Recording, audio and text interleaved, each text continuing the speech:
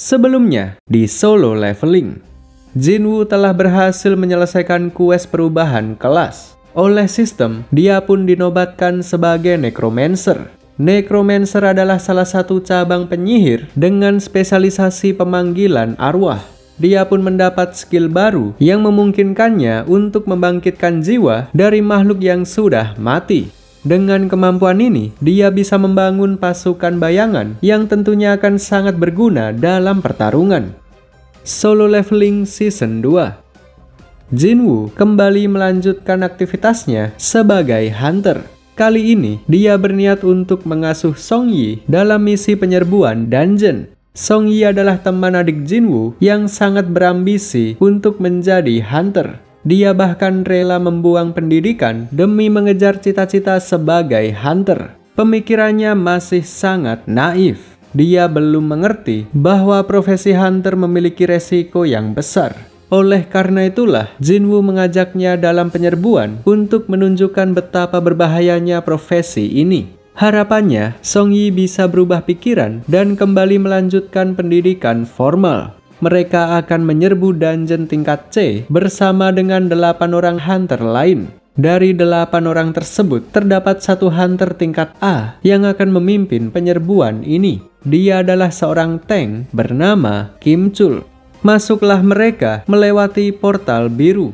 Kemudian setelah semuanya masuk, tiba-tiba portal yang tadinya biru berubah menjadi merah. Portal merah mengindikasikan bahwa ini adalah dungeon khusus dengan tingkat kesulitan yang tinggi. Orang yang terlanjur masuk tidak bisa keluar lagi sampai mengalahkan monster boss. Para hunter pun dipindahkan ke sebuah hutan bersalju. Baru saja masuk, satu orang langsung tewas terkena panah monster Ice Elf. Tim ini pun tersisa 9 orang. Kemudian, Kim Chul sebagai pemimpin memutuskan untuk membagi tim ini menjadi 2 kelompok. Tujuannya adalah demi keselamatan dirinya sendiri. Dia tidak ingin hunter tingkat bawah menjadi beban baginya. Mereka pun berpisah dan mulai menyusuri dungeon ini. Baru saja berpisah sebentar, tim Kim Chul langsung diserbu oleh puluhan monster Ice Elf. 4 orang tewas mengenaskan hingga menyisakan Kim Chul saja. Dia pun segera lari sambil menjerit ketakutan. Sementara 3 orang yang ikut bersama Jinwoo sedang bersantai-santai sambil menyantap daging bakar. Mereka tidak perlu melakukan apapun karena semuanya sudah diatasi oleh Jinwoo. Dengan memerintahkan pasukan bayangannya, Jinwoo bisa dengan mudah membasmi sekawanan monster beruang. Kemudian dia membangkitkan bayangan dari para beruang tersebut untuk dijadikan pasukan pribadinya. Sementara Kim Chul yang terus melarikan diri, akhirnya tiba juga di tenda tempat teman-teman Jinwoo bersantai. Kim Chul berniat menyerang mereka untuk melampiaskan rasa frustasi yang dia alami. Untungnya Jinwoo segera datang dan dengan cepat menghentikannya. Namun, letak masalahnya bukan pada Kim Chul, tapi pada sekawanan monster yang mengikutinya. Mereka memakai kemampuan menghilang, lalu mengikuti Kim Chul sampai ke tempat ini. Di antara mereka terdapat bos dungeon, sekaligus pemimpin tertinggi dari Ice Elf yang bernama Baruka. Pertarungan pun tidak terhindarkan. Jinwoo memanggil pasukan bayangannya, lalu dikerahkan menghadapi anak buah Baruka. Sementara Jinwoo sendiri bertarung menghadapi Baruka secara langsung. Kim Chul yang melihat pertarungan ini berniat untuk menyerang Jinwoo dari belakang. Si tolol masih saja tidak paham seberapa mengerikannya Jinwoo. Akibat ketololan itu, dia pun mati konyol dengan satu tebasan. Kemudian Jinwoo membangkitkan bayangan Kim Chul dan dijadikan salah satu prajuritnya. Karena Kim Chul seorang tanker, maka bayangannya pun juga memiliki kemampuan tank. Dengan tambahan prajurit baru, Jinwoo kemudian menyerang Baruka sampai dia benar-benar tidak berkutik. Pada akhirnya, pertarungan ini pun selesai dengan kemenangan Jinwoo. Dungeon ini pun berhasil diselesaikan. Terbukalah sebuah portal yang memungkinkan mereka kembali ke dunia fisik. Sementara itu, di Amerika, tiba-tiba muncul seorang pria misterius yang sempat membuat para hunter di sana ketakutan. Dia pun dibawa oleh pihak asosiasi untuk diinterogasi. Dia mengaku bahwa dia sudah terjebak di dalam dungeon selama 10 tahun. Begitu berhasil keluar, portal yang dia lewati tidak membawanya kembali ke Korea, tapi malah ke Amerika. Karena keterbatasan bahasa, seorang hunter dari Korea ditugaskan untuk menginterogasinya lebih lanjut. Kebetulan, orang yang dipilih adalah Hwang Dong-soo, si adik dari Hwang Dong-suk yang masih menyimpan dendam terhadap Jin-woo. Dong-soo memeriksa latar belakang dari pria misterius tersebut. Namanya Sung Il-hwan. Data menunjukkan bahwa dia sudah berkeluarga dan memiliki 2 orang anak. Anak pertama bernama Sung Jin-woo, anak kedua bernama Sung Jinah. Terungkaplah bahwa pria misterius tersebut adalah ayah Jin-woo. Begitu mengetahui semua ini, Dong-soo tiba-tiba menjadi bersemangat. Dia mengatakan bahwa dia akan membunuh Jin-woo di depan Sung Il-hwan. Tentunya, sang ayah tidak akan membiarkan itu terjadi. Mereka berdua sama-sama terpancing amarah dan mulai beradu kekuatan. Dan hasilnya, Dong-soo terkapar tidak berdaya. Ini menjadi peringatan bahwa jika dia berani macam-macam dengan Jin-woo, maka selanjutnya dia tidak akan bernafas lagi. Sementara itu, di Korea Selatan, Jin-woo berniat untuk menyelesaikan quest khusus yang direkomendasikan oleh sistem. Quest ini menghadiahkan 3 bahan khusus yang dibutuhkan untuk membuat Elixir of Life. Jin-woo sangat ingin mendapatkan ramuan tersebut demi menyembuhkan ibunya yang sedang koma. Oleh sebab itulah, dia wajib menyelesaikan misi ini. Masuklah dia ke dalam dungeon. Tempat ini adalah istana Raja Iblis yang memiliki 100 tingkatan. Untuk mendapatkan barang yang dibutuhkan, Jin-woo harus menyelesaikan semuanya. Dengan levelnya yang sekarang, Jin-woo bisa dengan mudah mengalahkan para monster di tempat ini. Dari lantai 1 sampai dengan lantai 75, dia sama sekali tidak merasa kesulitan. Bahkan, bos di lantai 75 sempat merasa ketakutan ketika melihatnya. Monster itu tidak mampu memberikan perlawanan dan hanya bisa membiarkan kepalanya terpenggal begitu saja.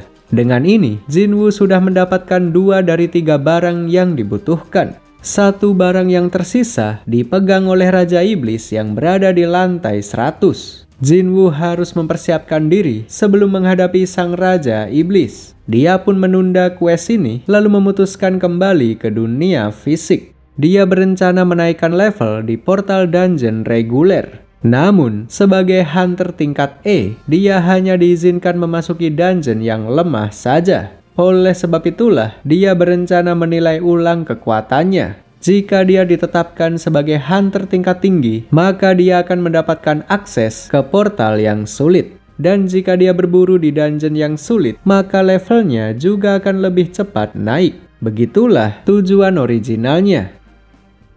Jin-woo mendatangi gedung asosiasi hunter dan mulai mengukur kekuatannya. Secara mengejutkan, alat pengukur kekuatan tersebut mengalami error karena tidak sanggup mengukur kekuatan Jin-woo. Energi sihirnya terlalu besar sampai melampaui batas yang bisa dihitung oleh mesin tersebut. Atas peristiwa ini, pihak asosiasi menetapkan Jin-woo sebagai hunter tingkat tertinggi, yaitu tingkat S. Seketika popularitasnya langsung meningkat drastis. Dia mendapat undangan untuk bergabung dengan beberapa guild papan atas. Dan bahkan Go Gun-hee, sang ketua asosiasi hunter, memintanya join dan bersedia memberinya jabatan yang tinggi. Asosiasi hunter memiliki pengaruh yang sangat besar. Kedudukan mereka bahkan di atas pemerintah. Menjadi pejabat tinggi dalam asosiasi ini sudah pasti akan membuatnya kaya raya. Namun bahkan dengan tawaran semenggiurkan itu, Jin-woo tetap menolak. Dia lebih suka terjun langsung ke lapangan untuk membasmi monster.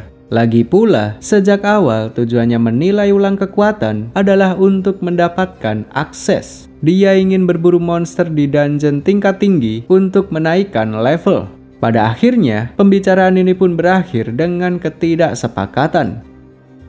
Keesokan harinya, Jin-woo masih berpura-pura sebagai tingkat E dan ikut dalam penyerbuan dungeon sebagai pembawa barang. Dia memang sudah diakui sebagai tingkat S. Akan tetapi, kenaikan tingkatnya masih belum diresmikan. Jadi secara teknis, saat ini dia masih tingkat E. Berangkatlah dia memasuki dungeon bersama dengan 9 hunter lainnya. Sesampainya di dalam, mereka sangat terkejut ketika melihat monster yang seharusnya tidak berada di tempat ini. Puluhan monster High Orc tiba-tiba muncul menghadang mereka. Satu ekornya berkekuatan setara dengan hunter tingkat A. Dan mereka-mereka ini hanyalah sebatas kroco. Bos dari para monster itu tentunya memiliki kekuatan yang jauh lebih besar. Monster dengan skala kekuatan sebesar ini seharusnya berada di dungeon tingkat S. Entah kenapa, setiap dungeon yang dimasuki Jinwoo tiba-tiba berubah menjadi lebih berbahaya dari yang seharusnya. Menyadari situasi ini, Jinwoo turut membantu mereka secara diam-diam. Dia menggunakan skill menghilang dan secara diam-diam menyerang tanpa disadari. Berkat adanya Jinwoo, tim ini pun berhasil bertahan dari serangan ini.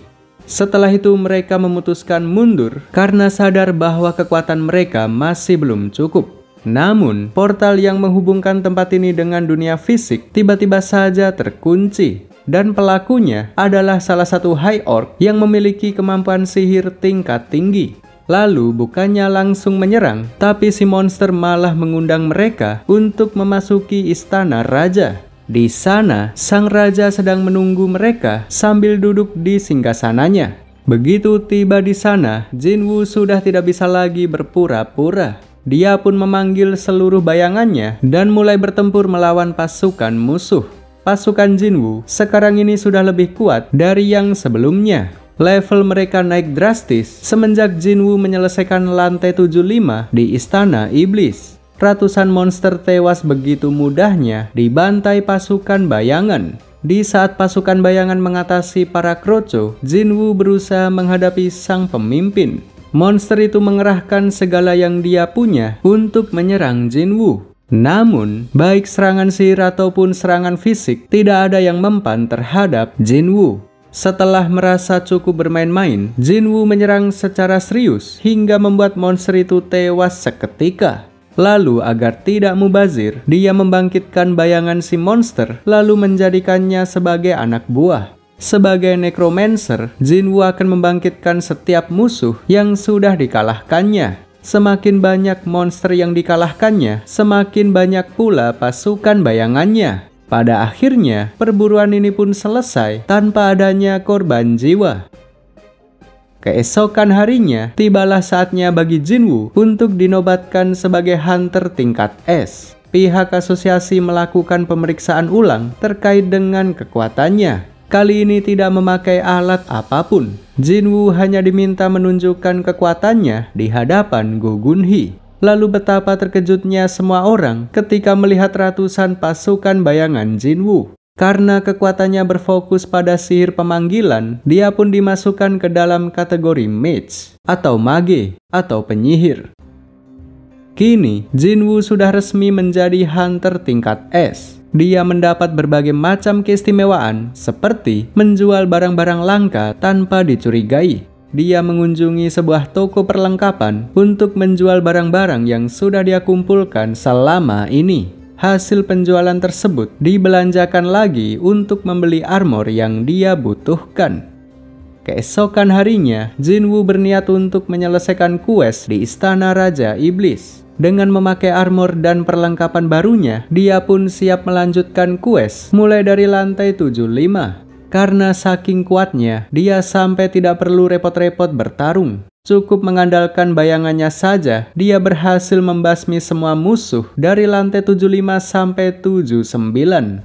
Lalu, ketika memasuki lantai 80, muncullah iblis kuat yang bisa mengalahkan pasukan bayangannya. Hal ini pun terpaksa membuatnya bertarung secara langsung. Musuh langsung merasa ketakutan ketika Jinwoo sendiri yang turun tangan. Jinwoo menyerang secara bertubi-tubi hingga membuat helm musuh terlepas. Lalu terungkaplah bahwa dia adalah seorang iblis wanita bernama Esil. Iblis kawaii tersebut menyerah dan memohon ampun agar tidak dibunuh.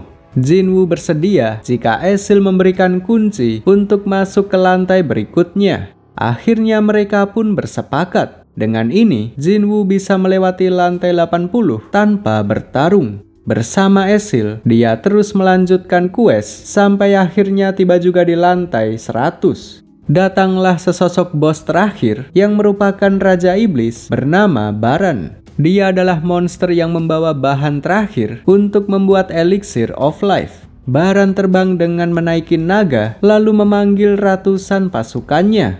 Jinwoo pun menjawab tantangan Baran dengan memanggil pasukan bayangannya. Pertempuran pun dimulai. Di saat para bawahan saling bertarung, Jinwoo berusaha mengincar Baran, sang raja terakhir. Pertama-tama, Jinwoo menghabisi naga yang ditunggangi Baran untuk membuatnya tidak bisa terbang lagi. Setelah itu, pertarungan pun berlanjut di daratan. Dengan mengandalkan kekuatan fisik, Jinwoo memutus kedua tangan Baran, lalu kemudian menyerang kepala dengan pukulan uppercut. Kepala Baran pun lenyap dan membuatnya tewas seketika. Quest 100 lantai ini pun berhasil diselesaikan. Jinwoo akhirnya mendapat 3 bahan langka untuk membuat Elixir of Life.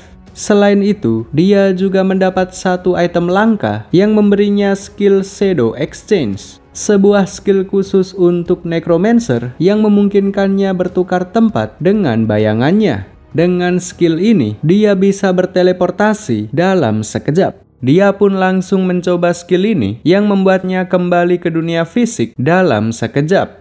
Dia ingin cepat-cepat menuju ke rumah sakit tempat ibunya dirawat. Lalu setibanya di sana, tanpa pikir panjang, Jinwoo segera menggunakan Elixir of Life kepada ibunya. Ramuan tersebut benar-benar efektif dalam menyembuhkan penyakit misterius yang diderita ibunya. Jinwoo tak kuat menahan air mata melihat ibunya yang terbangkit setelah 4 tahun koma. Perjuangannya selama ini tidaklah sia-sia. Elixir of Life adalah hadiah terbaik yang pernah dia dapatkan dari sistem.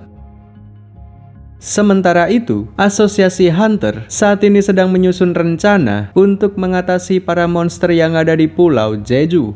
Menurut data dari penyerbuan ketiga, diketahui bahwa monster di sana sudah berevolusi. Para monster semut yang tadinya hanya merayap di daratan, sekarang mulai menumbuhkan sayap. 1 ekor monster terpantau terbang memasuki pemukiman penduduk di pulau utama Korea. 1 ekor saja sudah cukup merenggut banyak nyawa. Jika dibiarkan begitu saja, lama-lama seluruh Korea akan menjadi sarang semut. Oleh karena itulah, Gunhee memerintahkan para hunter untuk melaksanakan penyerbuan keempat. Diharapkan penyerbuan yang keempat ini menjadi yang terakhir. Gunhee berniat membasmi semua monster itu dan membuat Pulau Jeju kembali layak huni. Asosiasi Hunter Korea bahkan sampai meminta bantuan kepada Hunter Jepang. Semakin banyak hunter yang berpartisipasi, semakin tinggi juga peluang kesuksesannya. Masih ada waktu 4 hari sebelum misi penyerbuan. Para hunter diminta untuk berlatih di sebuah gedung khusus. Semua hunter tingkat S, termasuk Jinwoo, dikumpulkan dalam satu ruangan yang sama. Seorang hunter paling kuat dari Jepang bernama Goto Ryuji menyarankan untuk mengadakan latih tanding. Sebenarnya, dia hanya penasaran dengan Jinwoo. Sejak datang ke tempat ini, dia selalu memperhatikan Jinwoo yang memancarkan aura hitam. Secara terang-terangan, dia pun menantang Jinwoo untuk berduel 1 lawan 1. Mulailah mereka beradu kekuatan. Goto yang merupakan hunter paling kuat dibuat kesulitan oleh Jinwoo yang tergolong sebagai pendatang baru. Pertarungan ini seharusnya hanya sebatas latih tanding. Tapi karena ego yang besar, Goto terpancing amarah dan serius ingin membunuh Jinwoo. Untungnya mereka langsung dilerai oleh rekan masing-masing. Latihan ini pun dihentikan karena sudah terlalu panas. Selesai mengikuti sesi latihan, Jinwoo berbicara kepada Gunhee dan meminta izin untuk tidak ikut dalam misi. Dia masih ingin meluangkan waktu untuk ibunya yang baru saja pulih. Meski tidak ikut, dia masih tetap bersedia membantu dengan caranya sendiri. Secara diam-diam, dia sudah mengirim bayangannya untuk berjaga-jaga. Pasukan bayangan miliknya bisa ditempelkan ke tubuh seseorang tanpa diketahui.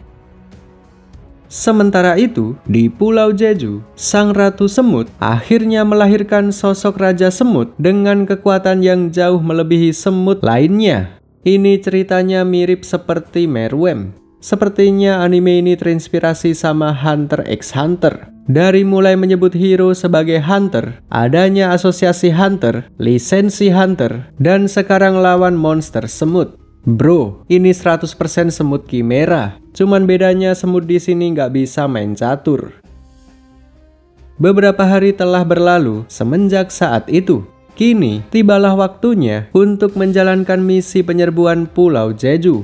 Rencana mereka cukup sederhana. Tim Hunter Jepang bertugas membasmi para semut kroco. Sementara tim Hunter Korea bertugas memburu Sang Ratu Semut. Rencana para Hunter berjalan cukup lancar. Hunter dari Jepang bisa dengan mudah mengatasi para semut kroco, dan Hunter dari Korea berhasil mengalahkan Sang Ratu meski dengan penuh perjuangan. Namun, semuanya berubah ketika Meruem mulai bergerak. Dia sangat murka dengan para Hunter karena sudah membunuh Sang Ratu. Orang pertama yang dia serang adalah Chaein karena dialah yang memberikan serangan terakhir kepada Ratu. Dengan hanya satu serangan saja, Chaein langsung tidak sadarkan diri. Meruem kemudian menyerang semua Hunter yang ada di hadapannya. Satu serangan Meruem sebenarnya cukup untuk menghilangkan nyawa para Hunter. Namun mereka masih bertahan karena tim ini memiliki healer yang kuat yang bernama Byunggu. Hal ini pun membuat Meruem sangat jengkel. Dia pun langsung menyerang Byunggu dan dengan cepat membunuhnya. Tim ini benar-benar sudah tidak berdaya. Lalu tiba-tiba saja Meruem merasakan aura yang kuat berasal dari Goto Ryuji. Karena tertarik, dia pun segera pergi menuju ke tempat Goto berada. Lalu, hanya dalam sekejap mata, Goto berhasil dikalahkan. Dia yang dianggap sebagai Hunter paling kuat, ternyata tidak ada apa-apanya dibandingkan Meruem. Sementara di area dalam, tim Hunter Korea berusaha mati-matian untuk bertahan hidup. Dengan kondisi tubuh yang terluka parah, mereka harus menahan ratusan semut yang masih tersisa. Lalu, di saat-saat yang genting, muncullah bayangan Jinwoo yang sebelumnya sudah diselundupkan.